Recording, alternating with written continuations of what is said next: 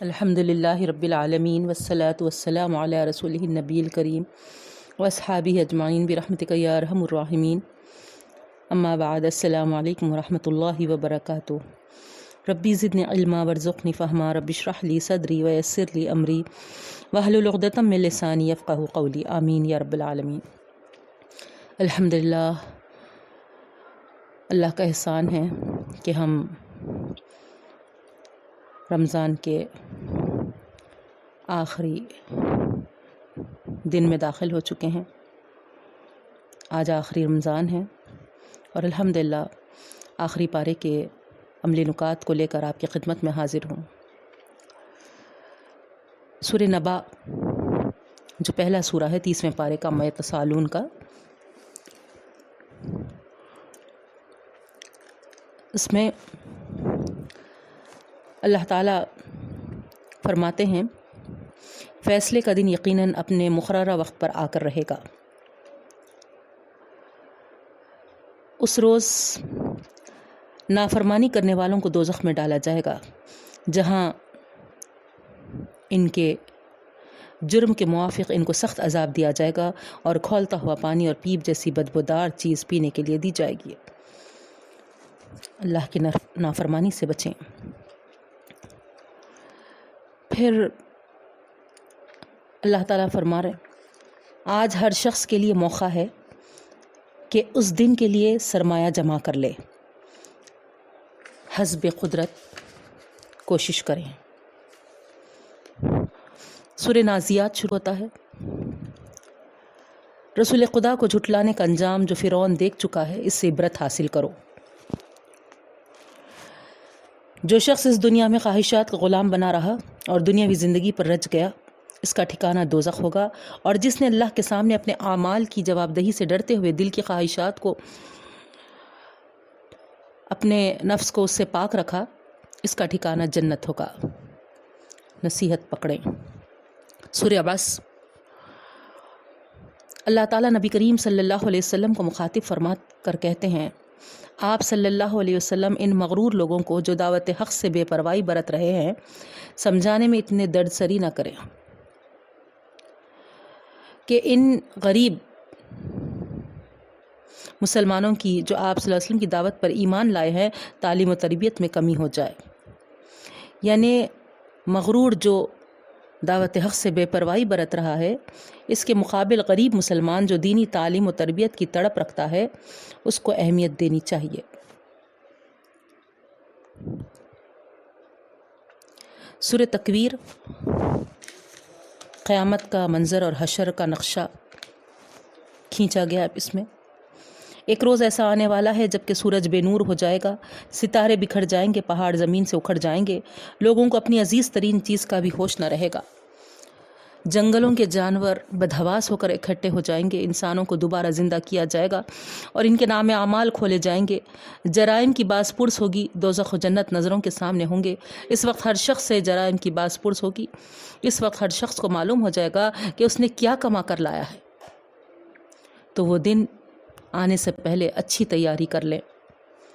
سورہ انفطار، اللہ نے اپنے فضل و کرم سے انسان کو اتنا اچھا جسم اور اعضاء دیے اور عمدہ صلاحیتوں سے نوازا، یہ تو چاہیے کہ انسان کو اللہ کا شکر بھی ادا کرنا اور اللہ کے احسانات پر غور بھی کرنا ہوگا۔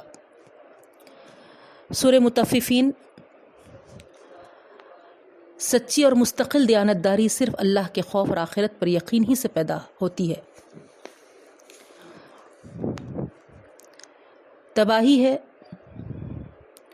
معاملات اور ناپتول میں دوسروں کے حقوق مارنے والوں کے لیے۔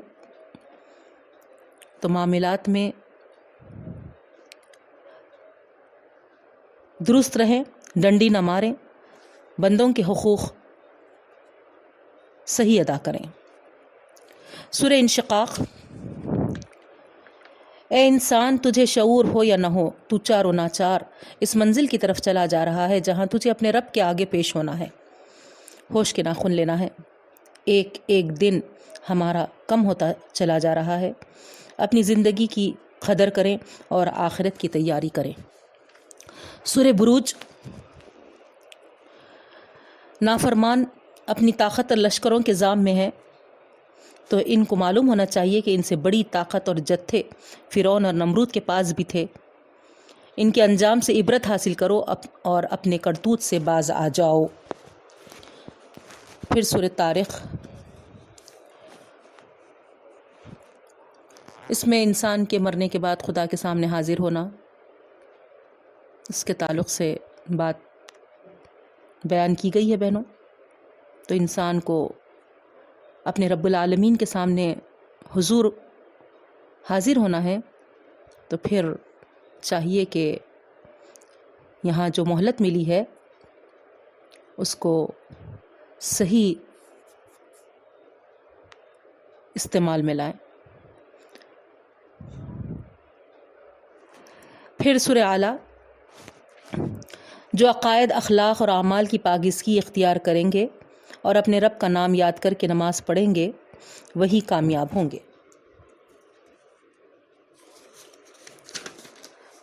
سورہ غاشیہ شروع ہوتا ہے۔ آخرت سے غافل انسان کو چونکانا چاہیے۔ سورہ فجر،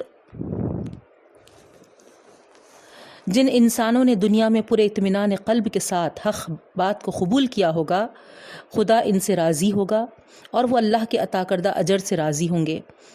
انہیں اپنے رب کے پسندیدہ بندوں میں شامل اور جنت میں داخل ہونے کی دعوت دی جائے گی۔ سورہ بلد، دوسروں کو غلامی سے آزاد کرنا، بھوکوں اور مسکینوں کو کھانا کھلانا، بالخصوص قریبی رشتہ داروں اور یتیموں اور بے سہارا خستہ حال مسکینوں پر نظر رکھنا چاہیے۔ سورہ شمس، جس کسی نے اپنے نفس کو شرک اور بد اخلاقیوں کی گندگی سے پاک کر لیا اور قرآن اور رسول اللہ صلی اللہ علیہ وسلم کے بتائے ہوئے طریقے پر اپنی زندگی کو سنوار لیا، وہی آخرت میں کامیاب و بامراد رہے گا۔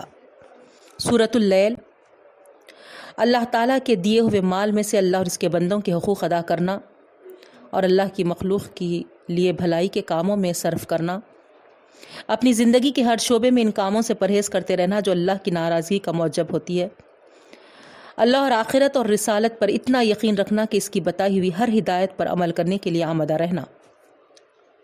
پھر سورہ ضحیٰ شروع ہوتا ہے۔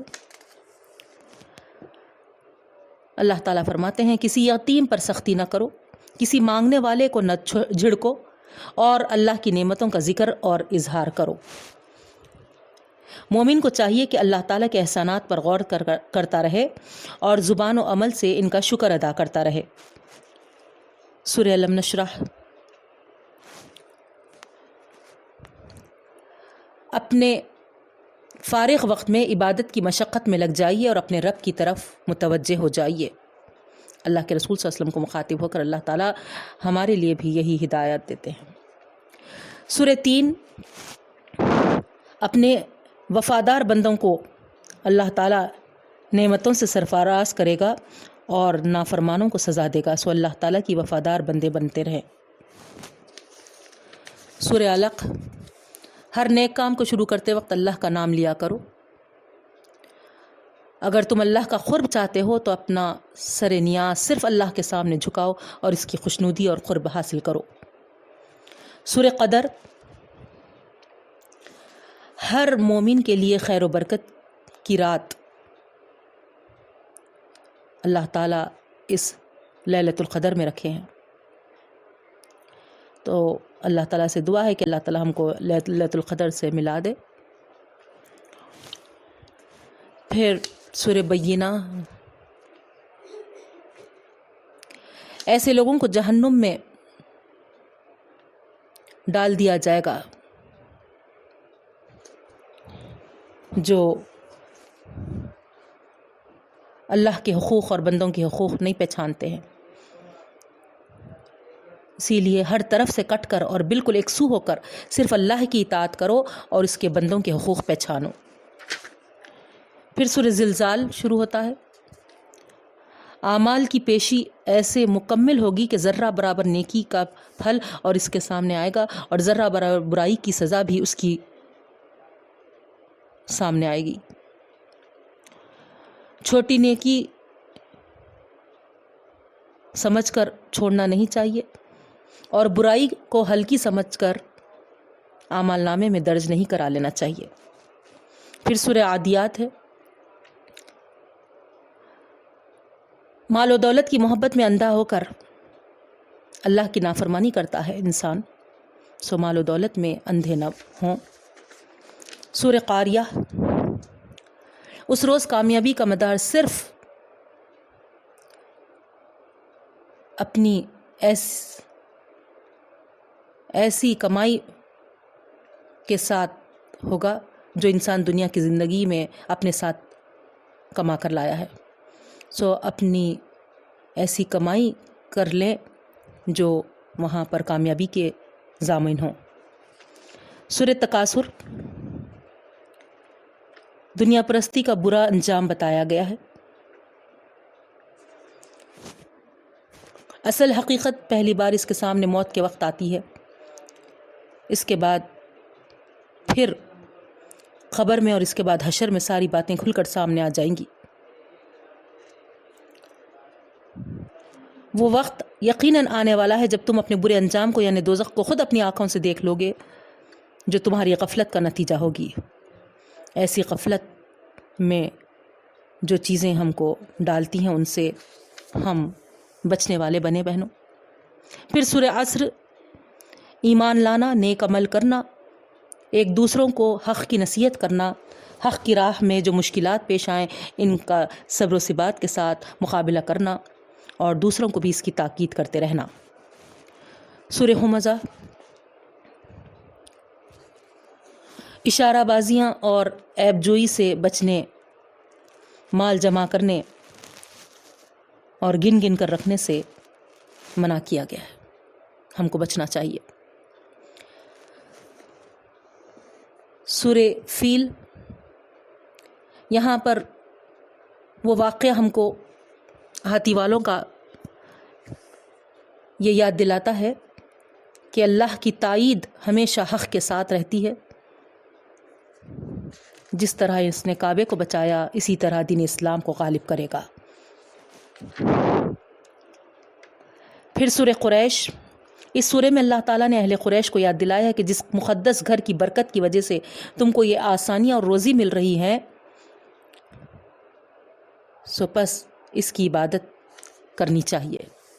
سورہ معون، جو شخص روز جزا کا منکر ہو، اس کے دل میں آخرت کا ایسا یقین نہیں ہوتا جیسا کہ ہونا چاہیے، اس کے کردار اور خرابیاں اس کے اندر ضرور پیدا ہو جاتی ہیں۔ وہ بے قصور اور مجبوروں کے ساتھ ہمدردی کرنے کے بجائے انہیں دھکے دے کر نکال دیتا ہے اور دوسروں کو بھی ان کی مدد کرنے سے روکتا ہے اور صرف دکھانے اور ریاکاری کے طور پر اپنے مذہبی رسوم ادا کرتا ہے، اور اتنا تنگ دل ہو جاتا ہے کہ معمولی سے معمولی اور چھوٹی سی چھوٹی چیز بھی جو روزمرہ کی برتاؤں میں آتی ہے کسی کو دینا پسند نہیں کرتا۔ ایسے اعمال سے ہمیں بچنا چاہیے بہن۔ سورہ تکاثر، اللہ ہی کے لیے نماز پڑھی اور اسی کے لیے قربانی دیجیے۔ سورہ کافرون، حضور صلی اللہ علیہ وسلم کو مخاطب کر کے مسلمانوں کو ہدایت دی جا رہی ہے کہ سخت سے سخت حالات سے بھی مسلمان اپنے دین پر ثابت قدم رہے، چاہے معاملہ ڈرانے دھمکانے کا ہو یا لالچ و طمع کا ہو یا کسی اور طرح کے مسائل کیوں نہ پیش آئیں، دین کے معاملے میں کسی کمی ہو یا بیشی پر ہرگز راضی نہ ہو۔ سورہ نصر، اللہ کی نصرت سے جب کار عظیم تکمیل پائے تو فخر کرنے کے بجائے اللہ کی حمد و تسبیح کرنے اور اس سے مغفرت طلب کرنے کا حکم ہے بہنوں۔ پھر سورہ لہب میں تو اللہ تعالیٰ وہاں پر یہ بتا دیے ہیں کہ جو ایمان نہیں لاتا ہے اور کفر کا ساتھ دیتا ہے اس کی کیسی تباہی ہوتی ہے۔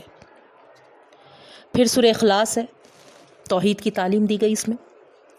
پھر سورہ فلق ہے، انسان کو پہنچانے والی چیزوں کے اثر سے اللہ کی پناہ مانگنا چاہیے، یعنی حسد نقصان پہنچانے کی چیز ہے، اس سے بچنا چاہیے۔